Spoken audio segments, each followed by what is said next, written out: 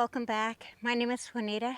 I live in the Pacific Northwest in Zone 8, and today I'm going to be tackling this garden bed right behind me. I actually worked this garden bed I think it was in March, and today I'm going to rework it. And the reason for that is because I have all this calendula here behind me, which I keep calling marigolds. They are known to be called pot marigold, but they're not the same as marigolds. Now, I love calendula. Calendula has a lot of multi-purposes, but they are just a little bit more maintenance than I want in a garden space. So, for that reason, I'm going to get rid of almost 90% of this calendula because no doubt a lot of seeds have dropped and it will germinate for next year's flowers. So I am getting ready so that I can have some beautiful, not only springtime blooms with the calendula, but also have some beautiful blooms over the summer months. So that is what I'm going to do today. But this area right here is the top of my septic system. The first thing that I need to do is locate where exactly that septic tank is so that I can plant around it and then plant on top of it accordingly. I'm also going to be adding soil to this area. So I'm going to show you all the plants that I'm going to be planting, and then I'm going to go ahead and get started by pulling all this calendula out. So I really hope you enjoy this. Now I'm going to be planting a lot of echinacea around the septic system. I'm going to be planting some black-eyed Susan around the septic system. And while I'm here, I bought this for $2. This originally cost $9. In your big box stores, a lot of times they'll have a shelf where, you know, they're just getting rid of plants and so they're marking them really low. All I need to do is clean it up. I bought 2 of those.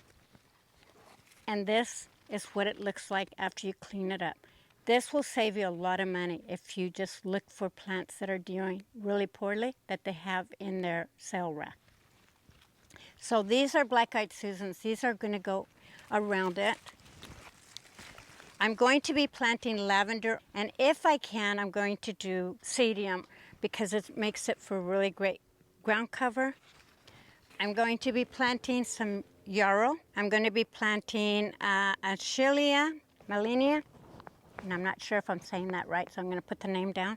This one has like multicolor, if you can see that. And then I'm going to be planting white yarrow. These ones are all drought tolerant. They're also deer resistant and rabbit resistant. This is called a white vintage, and so it's just going to be beautiful to add some white up there. I'm also going to be planting, this one here is called Strawberry Seduction, and it goes with the yellows, it'll go with the reds, and it's just going to look really beautiful in this garden space. And then I'm going to be planting a variety of echinacea. This one here is called Range of Red, Yellow and Orange Flowers, and it is just going to be gorgeous. Look at that top head. This one needs a little cleanup. Also purchased in a big box store. I've got another echinacea. This one here is called a Merlot, and look at how gorgeous that is. Isn't that beautiful? I'm going to be planting, I believe, a couple of mingas. This one here, it will get up to 36 inches in height. But look at how gorgeous that is. Isn't that beautiful?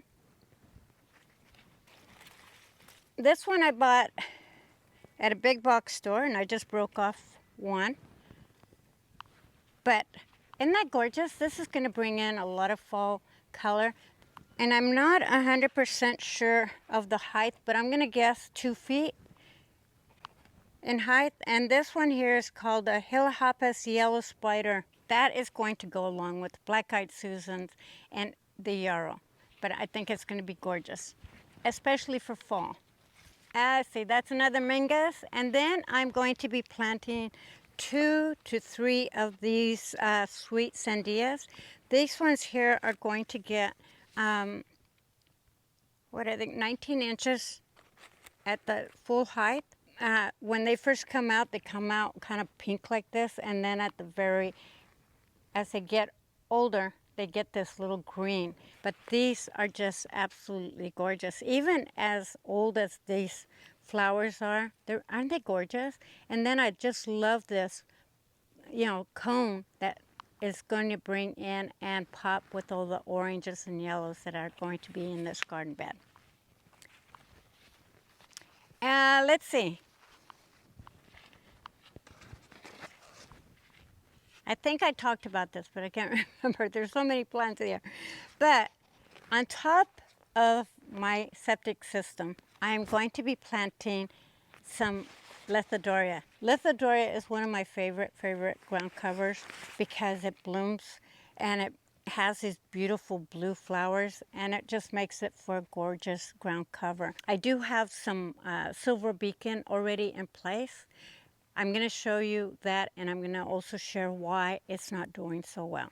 And that's going to be the subject of why plants don't do well on top of your septic system. So I think that's it. Okay, so I'm primarily only going to be working in this area right here.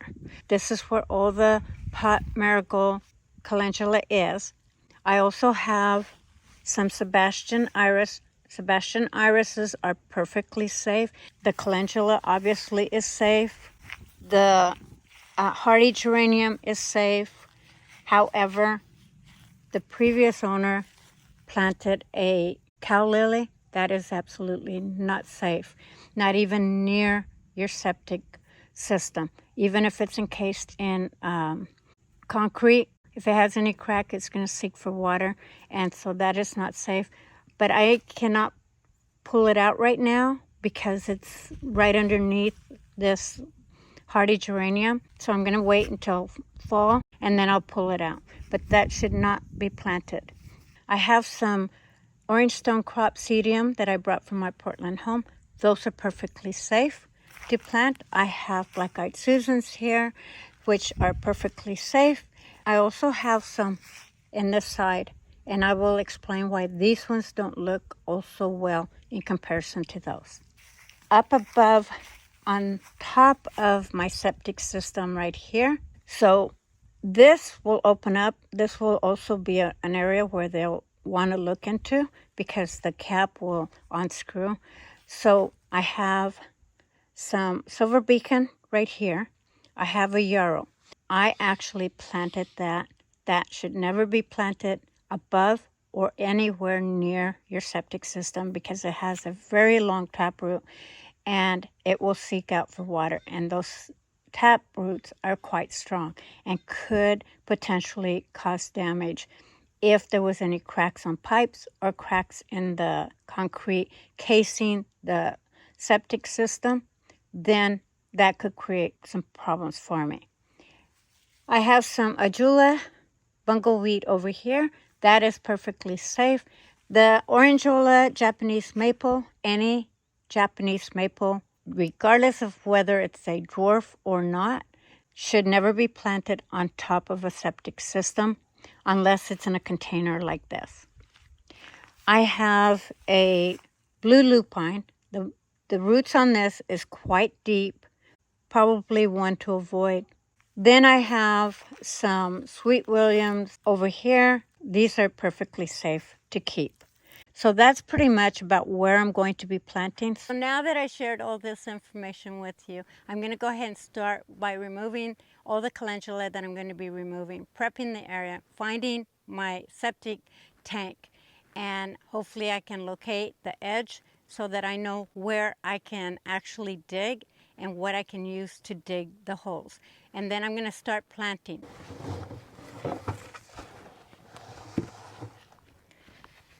Now, one thing that you can do if you are wanting to keep your calendula but want it somewhere else, calendula does actually transplant really, really well.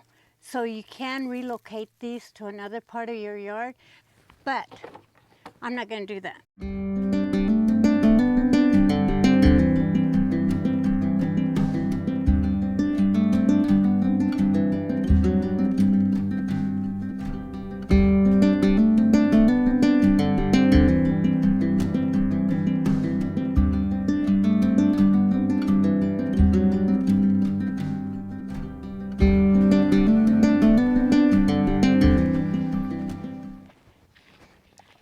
Look what I found, a praying mantis.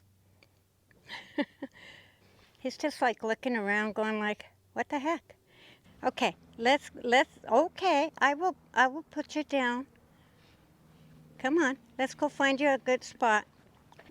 So let's put you back. There you go. There you go. Enjoy.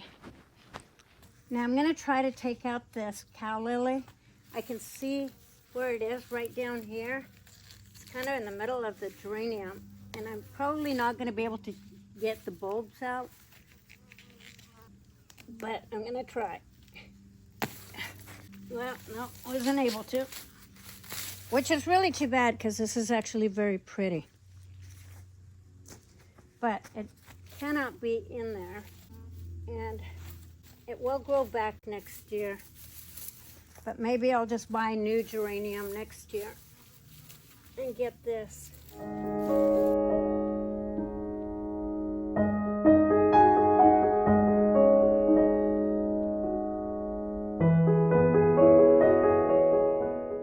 Okay, so here's where I'm at. I cleaned up the hardy geranium. I cleaned up and went over the edge a little bit. That wasn't part of the plan, but I went ahead and did it anyway, just so that it looked a lot cleaner. I pulled out just about all of the calendula out of there, except for that little tiny bit. Now, if I want more spread out in there, I have all the seeds that I pulled. I have a big sack, so I can always drop those seeds over the winter months and it'll germinate for spring. But I really don't want this area filled with calendula. I'd rather have it filled with other perennials. So this is where I'm at right now. I still need to pull out the yucca plant, but let me show you what I use to locate the tank, and I hope that this works. This is kind of a makeshift that was made up for me at Ace Hardware. He just got a rod and then he kind of put a tip on it for me. Rather than buying the actual pick, this cost me $5. And then he put a head on this. So I'm gonna use this, hopefully it works. But what you do is that you just kind of pound on the ground and you'll be able to find it. So as I'm pounding, I can hear it right there. Right there. So the tank is only this far deep. Septic guy said that this was about 8 feet. I could measure 8 feet across and that would give me a good indication, but like I can still, if I dig down, I can still feel something. So I cannot dig in this area more than that much. The other one was just about this much. That takes care of that part.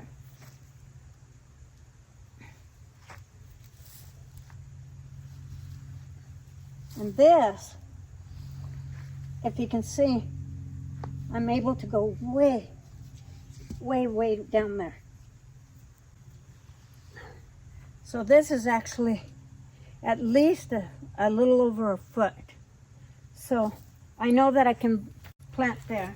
So now that I know how much to dig down, I'm gonna go ahead and add some soil after I remove that yucca plant and kind of remove some of these plants as well.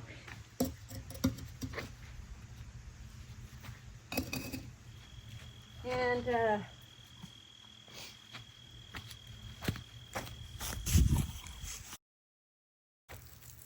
see this yucca plant? I don't even know how it's surviving, but it's looking good. But if you see the roots, they're kind of blunt because they had no place to go. So it's building all this root, but these are the tap roots. And they get very, very large. In fact, it looks like I cut one, but that's okay.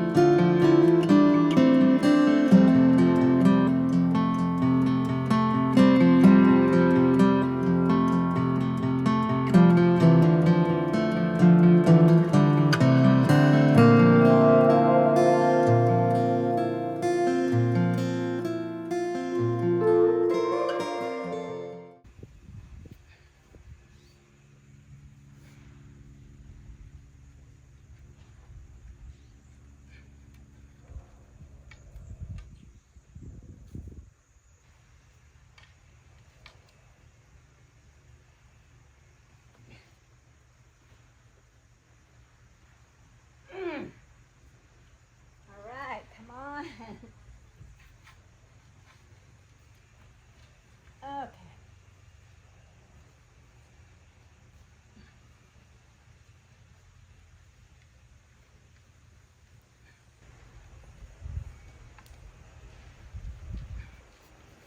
Wow.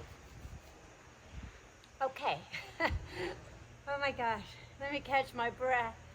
This orangeola, Japanese maple, has a very vigorous root system. So I'm going to place it in place of a dogwood. I'm not going to do that today, but I wanted to show you this root. Oh my gosh, I'm so glad I'm removing it out of this container. Look at this root ball on this orangeola. I mean, it was already starting to grow from underneath the container, because if you notice this little thing right here, this is the root that was going to be coming out of that container. So I'm so glad that I moved it out of there. Oh my gosh. And it's heavy, so I'm going to go get a hand truck. And yes, it's the next day, and you're going to think that I'm absolutely bonkers, but I wasn't able to finish everything that I wanted to do last night, and then I went in to the internet to do some double checking as far as the lithodoria. The lithodoria, although it can be planted on top of a septic tank, it's not ideal. And the reason for it is because it has a woody, more aggressive root system, even though it's drought tolerant. So what I'm going to replace it with is I'm going to replace it with some creeping phlox. That is absolutely safe to plant on top of a septic system. So because it is a lot safer, I'm going to be pulling out the lithodoria, replacing it with the creeping phlox. It's going to be beautiful, absolutely drought tolerant, and perfect for the top of my septic tank. So now I'm kind of playing around with, do I want to put my globe, my blue spruce globe, in that container, or do I want to put my pinnacle hydrangea? I'm going to be playing with both of them this morning and see which one's going to work out better. But let me tell you, I am so glad that I removed that orangeola out of there. I don't know, maybe something in the back of my head told me you need to do that. And maybe all that took place so that I could remove this orangeola, and being a godsend to knowing that it was growing in the ground. Oh my gosh, I'm so glad that I did it. So now I'm gonna go get a hand truck, like I mentioned, and take it out. Actually, since Brad's here, I'm gonna have him pull it aside for me. But everything is looking wonderful that I planted, and I'm really excited to show you what the end results is. Well, you're going to kind of see it anyway, right? Because I'm going to be moving out of the way, and you're going to kind of look at it. But once I get it all situated, I'll give you a little tour where I planted everything. Okay, let me get my husband to pull that for me.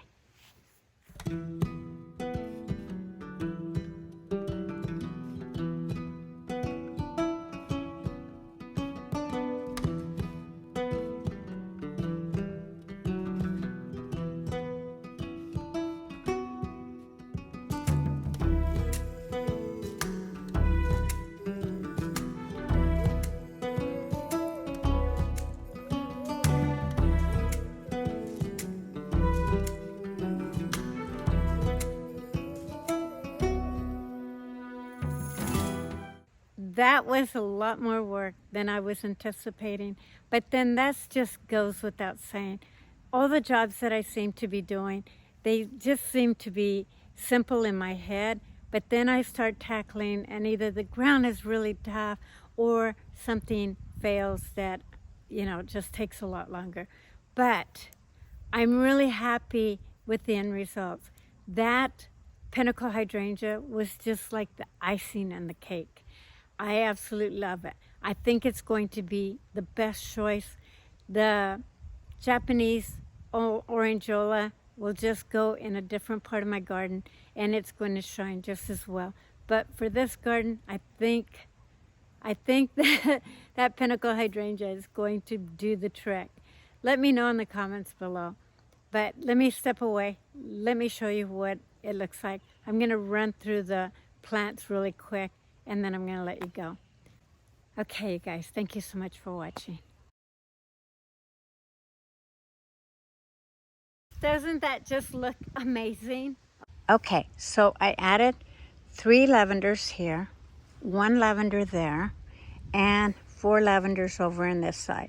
I spaced them all about 20 inches apart. That is because they are going to grow 2 to 3 feet tall and wide. So I wanted to give them enough room. This one here could be a little bit more questionable, but I think it's got enough room there. Then I wanted to mirror the black-eyed Susans over there to this side. So I replanted the black-eyed Susans that were at the bottom of this geranium. And so they're doing good. They're perking back up. This one was the one that I bought for $2, looking gorgeous. I did leave some calendula. Then I added some yarrow. They're doing fantastic. Look at this one. This one decided to come up and just shine for me. And then I've got some milkweed right here. Milkweed is perfectly fine.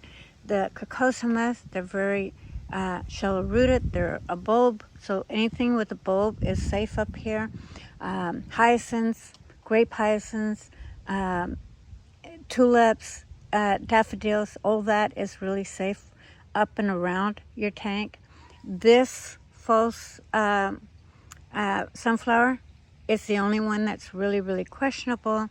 This one here may not be actually ideal, but I'm going to go ahead and leave it. It was approved by my septic guy, so I'm going to go ahead and leave it. All the echinacea is just going to look fantastic next year. I mean, it already does, right?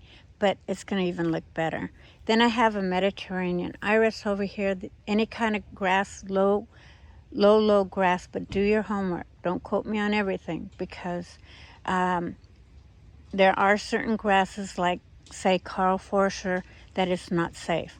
So low type grasses like Japanese Hanacolas are safe over here. Irises are safe. They're a bulb. And then I have over here my yarrow. Look at how gorgeous that looks. And then I added some cedium, some stone crop cediums over here. And then I mimicked that over on this side. And then here is where I planted all of the creeping phlox. I will put that again on the screen for you.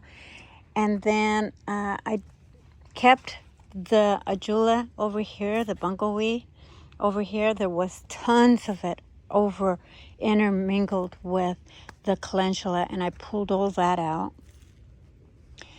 Sweet Williams phlox is absolutely safe.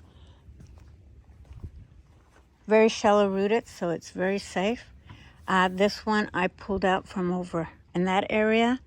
Then I added my lamium that was on top of my tank over here, and it's doing so much better.